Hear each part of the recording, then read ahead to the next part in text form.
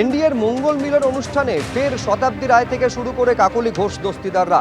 বাদল অধিবেশনের শেষ মঙ্গল মিলন ছিল আজকে এবং সেই মঙ্গল মিলন অনুষ্ঠানে দেখা গেল এনসিপিআই এর সাংসদদের। প্রধানমন্ত্রীর সঙ্গে আজও এক সারিতে কাকলি ঘোষ দস্তিদার।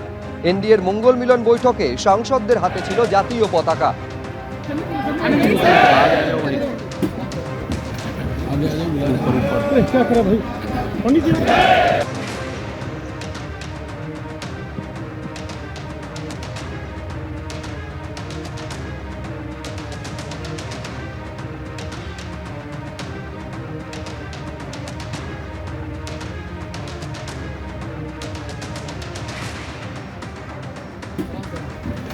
आगे आ जाए क्या करे भाई पंडित जी।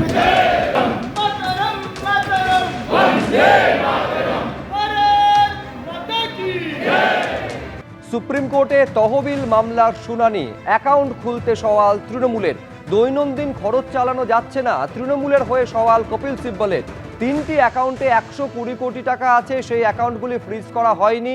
দৈনন্দিন খরচ তারা চালাতে পারে, পাল্টা সওয়ালে বলা হয়েছে ইডির তরফে। আমি আরো বিস্তারিত এই নিয়ে জানবো, সরাসরি কথা বলবো। বিজেন্দ্র সিংহ আমাদের প্রতিনিধি রয়েছেন। বিজেন্দ্র, এই দৈনন্দিন খরচ চালানোর জন্য অ্যাকাউন্ট যেন খুলে দেওয়া হয়, আগেও আদালতে এই সওয়াল তৃণমূলের তরফে করা হয়েছে।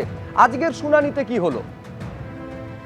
দেখো, আজকে দুটি মামলা ছিল সুপ্রিম কোর্টের কাছে। একটি হলো টিএমসি কালীঘাট তৃণমূল এসেছিল, তাদের ডেইলি এক্সপেন্সেস, যেটা day to day expense meet করার জন্য টাকা তাদের কাছে নেই এবং সব অ্যাকাউন্ট ফ্রিজ করে দেওয়া হয়েছে। তাদের খরচ প্রায় 1 কোটি টাকা শুধু রেন্ট দিতে হয় প্রত্যেক মাসে, 50 লাখ টাকা থেকে বেশি স্যালারি দিতে হয় 250 জন কর্মচারীকে, এবং এই টাকাগুলো তারা পাচ্ছেন না। এই জন্য কিছুটা দৈনন্দিন খরচের জন্য টাকা রিলিজ করা হোক, যেটা কলকাতা হাইকোর্টও বলেছিল।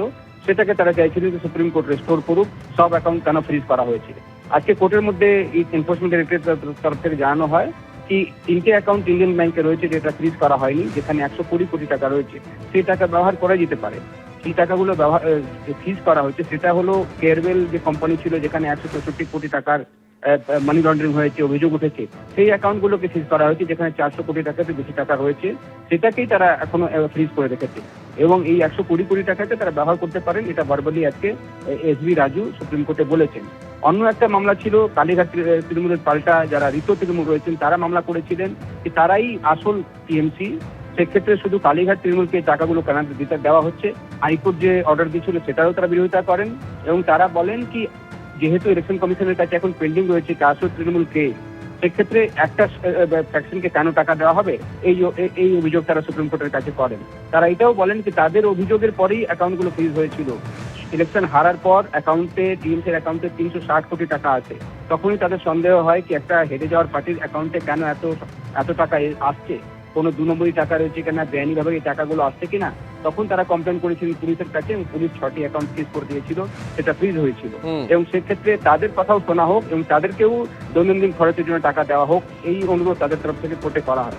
কোর্ট আজকে তাদেরকে বলেছে কি আপনারা যে স্পেশাল অফিসার অ্যাপয়েন্ট করেছে কলকাতা হাইকোর্ট, তার কাছে গিয়ে কথাগুলো বলুন।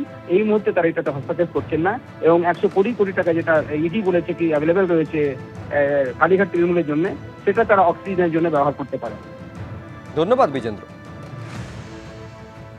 এবিপি আনন্দ, এগিয়ে থাকে, এগিয়ে রাখে।